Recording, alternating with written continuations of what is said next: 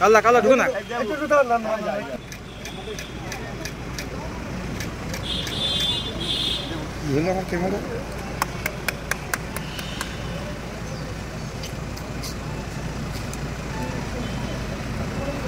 তৃণমূল বলছে 80% পিছিয়ে প্রচারে রানীবাগ, কি বলবেন?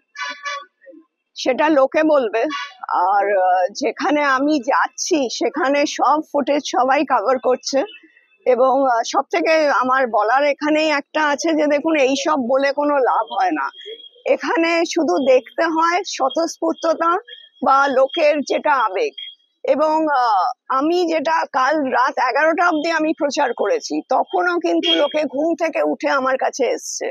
তাহলে এটা যদি 80% হয় কি 180% হয়, আমি সেই হিসেবে যাচ্ছি না। আমার বলার একটাই উদ্দেশ্য হচ্ছে, যেটা বলছি সেটা এত ইনসিকিউরিটিতে ভোগার কিছু নেই। সেখানে লোকে বলুক না কি হচ্ছে বা কি না হচ্ছে, আমি এখানে কি বলবো? নিজের ঢালা তো নিজে পেটানো যায় না। সংখ্যালঘু এলাকায় যাচ্ছেন, পালস কি বুঝছেন? একদম যাচ্ছি। সংখ্যালঘু এরিয়াতেও আমার সঙ্গে হাত মেলাচ্ছে, এবং আমি যে সভায় যাচ্ছি অনেক জায়গায় তারা বিজেপি জয়েন করছে। আপনি জেতার পর নাকি 1 মাসও চালাতে পারবেন না, 5 বছরের স্বপ্ন কি দেখেন? এটা কে বললো?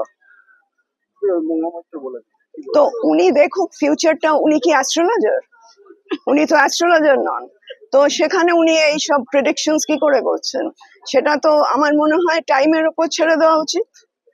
স্বামী মহামৈত্র নিয়ে বলতে চাই, উনি বারবার টক্কর দিচ্ছেন আমাকে।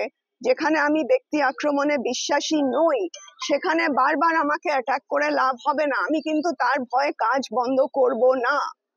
আর 2 নম্বর কথা হচ্ছে, এইসব করে উনি আমার টিআরপি বাড়িয়ে দিচ্ছেন। Thank you. আমার তো রাজনীতিতে আসার কোনো ব্যাপার ছিল না, তো সেখানে মানে চান্স এসে গেল। তো যেরকম ভাবে সমাজ চলছে বা বাংলা চলছে, সেটাতে মনে হলো যে ঠিক আছে, অ্যাকসেপ্ট করে নিচ্ছি। এবং যেহেতু I come from a family যেখানে people have always been served, মানে আমার শ্বশুরবাড়ি থেকে পিতৃপুরুষেরা সবসময় মানুষের জন্যই কাজটা করেছে। তো সেই হিসেবে রাজত্ব নেই, ঠিক আছে, তাদের ওপর ভালোবাসাটা আছে। তো সেই হিসেবে আমি ভাবলাম যে না, আমি যেরকম ভাবে নদিয়ার জন্য করতে পারবো।